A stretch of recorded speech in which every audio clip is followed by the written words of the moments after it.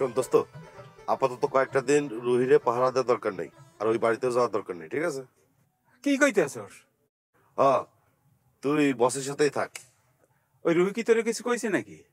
আরে না, আমার মন বলতেছে। শোন, মুসলিম সরকার যদি রুহিরে ক্ষতি করতে চাইতো তাহলে অনেক আগেই করতো, করে নাই, আলগা ফাফড় মারছে। আরে মুসলিম সরকার কল লগে লগে কিছু করে না, করে অনেকদিন পর। জানি, কিন্তু মুসলিম সরকার বকুলপুরে ঢুকে রুহির কোনো ক্ষতি করতে পারবে না। বুঝিয়ে দেখিস কিন্তু। আরে বুঝাই বলতেছি। শোন, রুহি যখন আমার কলেজে যাওয়া শুরু করবে না, তখন আমার কাজ শুরু করিস। এই পর্যন্ত তুই বসের সাথে থাক। আমি গ্রেনেডের লগে কথা কইছি, ও বসের সিকিউরিটি দিতে রাজি হয়েছে। ভালো কথা, তাহলে তুইও বসের সাথে থাকবি। বস তো আমার লগে রাখতে চাইতে আছে না। ওরে বাবারে, দূর থেকে বসের সিকিউরিটি দিবি। আচ্ছা ঠিক আছে, আমি ক্যাম্পে যাই। তুই যা, আমি আসতেছি, যা। ঠিক আছে, যা।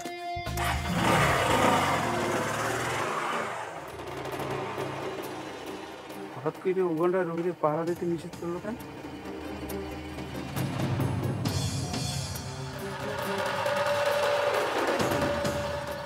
ওকে কিছু বুঝতে পারলো না?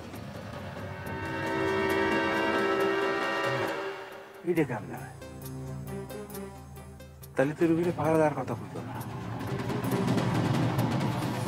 ঘটনাটা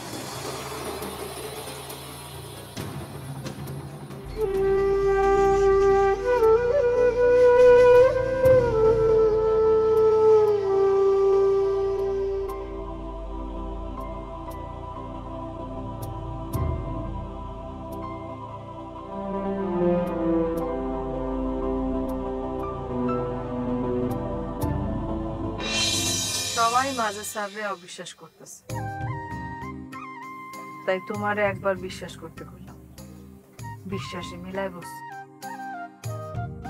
মাঝে স্যার কোনোদিন আমার পছন্দ করবেন।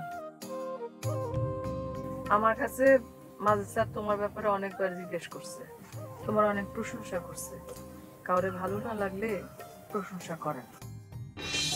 বুদ্ধি, ওই বুদ্ধি কি হয়েছে? তুই ডিস্কোর ব্যাপারে কিছু বুঝলি? ভাবি, ওই মাজেদ স্যার লগে ডিস্কো দেখা হওয়ার পর থেকে ডিস্কো একটা দোটানায় পড়ে গেছে। এইবার যদি বেশি ফাইজলামি করে না, আমি কিন্তু জোর করে মনির স্যারের লগে বিয়ে দিয়ে দেবো। না না ভাবি, এই ব্যাপারে জোর করা ঠিক হবো না।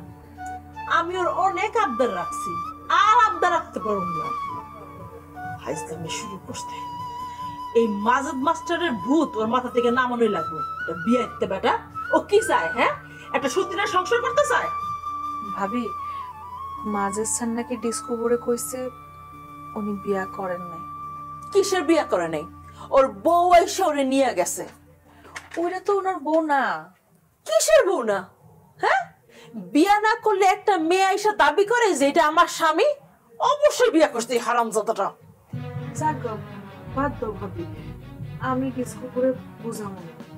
বুঝায় তো কিছুই করতে পারতেছস না। পারবো কেমনে?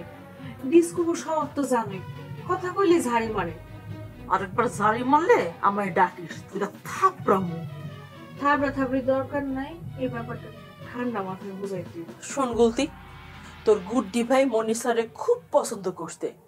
কি সুন্দর করে কথা কয়, কথা শুনলে তো মনে হয় মাথার মধ্যে জ্ঞান বুদ্ধি একেবারে কিলবিল করতেছে। আর ওই মাঝে হারামজাদা একটা মিনমিনা শয়তান, ওর কথা শুনলেই আমার রাগ উঠা যায়। কি যে কোনো ভাবি, মাজেদ স্যারেরও কিন্তু নলেজ কম না, অনেক কিছু জানে। ও বাবা, মাঝে স্যারের নলেজও খুব কম না। এই সমস্যা কি তোর? হ্যাঁ, তুই আবার মাজেদ মাজেদ শুরু করলি কেন?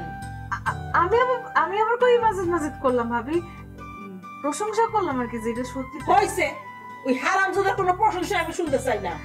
আচ্ছা ঠিক আছে, করলাম না।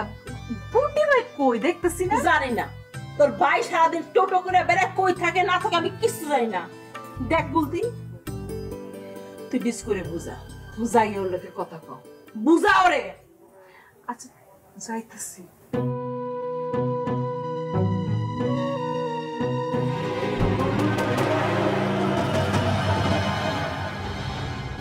মাস্টার হারামজাদা টাকা কেন আইছে?